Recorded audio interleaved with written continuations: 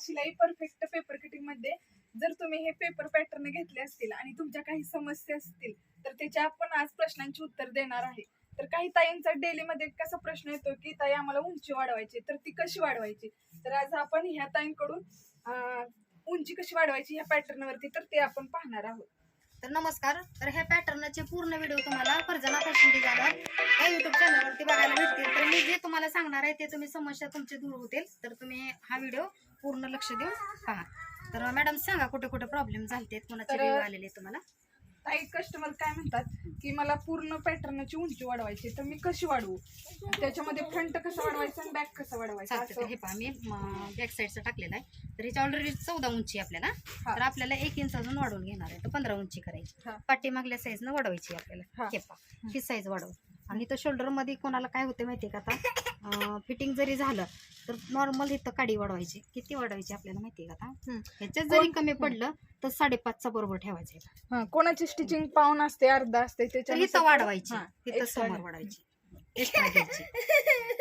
खाली उंची 1 इंच वाढवलेली. आता इथून फक्त 2 काड्या मी घेतलेले, तर अशी मार्जिंग करून घ्यायची. फिटिंगची जरी करायची करा, नाही तर तुम्ही तुमच्या ब्लाउजवरती फिटिंग करून घ्या. हे पहा अशा प्रकारे मी वाढवले. इथं लक्ष देऊन ऐका. मी किती ठेवलेली 5.5 आहे. तर ह्याचा कमी असला तरी 5.25 आहे ह्याचा, तर 5.5 ठेवा. तुमची शिलाई मार्जिंग मध्ये जाणार आहे. हा प्रॉब्लेम सॉल्व्ह झाला.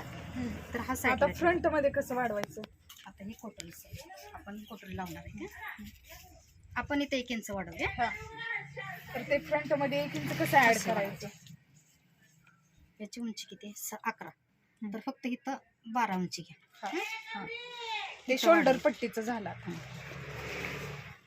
इथं मार्जिन करून घ्यायची. आता इथं आपण शोल्डर वाढवलेला त्याचा पण इथं घ्यायचा. तर मी इथं किती घेतलेला आहे 3चा घेतलेला. ह्याचं किती 2.25 आहे. तो करेक्टच 3 घ्या. तरी समोरची बाजू वाढवा, इकडची वाढवू नका. का तरी इथं वाढवायचा फुगा येतो तुमचा. म्हणजे इकडच्या समोरची बाजू वाढवा, जेणेकरून शोल्डर हिची बाजू असते ना उतरत नाही. तर ही अशी मार्जिंग करून घ्या. आता हे वाढलं ना, इथं पण वाढवायचं आहे आपल्याला. तर हे समोर असंच घ्या, फक्त नॉर्मल वाढवा. ह्याचा प्रॉब्लेम इथं झाला, हे सॉल्व्ह झाला इथं. आता कोटरी टाकणार आहे आपण. आता एक कोटरी अगोदर इथं तुम्ही इथं कितीच झालाय, इथं दिसताना 1/2 इंच दिसतोय, पण वाढवायचं किती 1 इंच. इथं कमी पडते. आता इथं तुम्ही अशी जोडून घेणार आहे. बरोबर 1 इंचाचा फरक पडला. आता ही आपल्याला इथं टाकून घ्यायची. आणि कोटरी पण कशी टाकणार आहे ते पहा बरं का तुम्ही. क्रॉस मध्ये हो का. इकडचं राहिलं तरी चालेल, फक्त ही जे ना कॉर्नर इथं कडेला घ्यायचा, एका कडेला घ्यायचा. अगोदर सगळे मार्जिन करून घ्या. मी कुठं वाढवते ते पहा. ही समोरची बाजू, समोर पण वाढवावं लागणार आहे, फक्त साईडलाच वाढवायची नाही.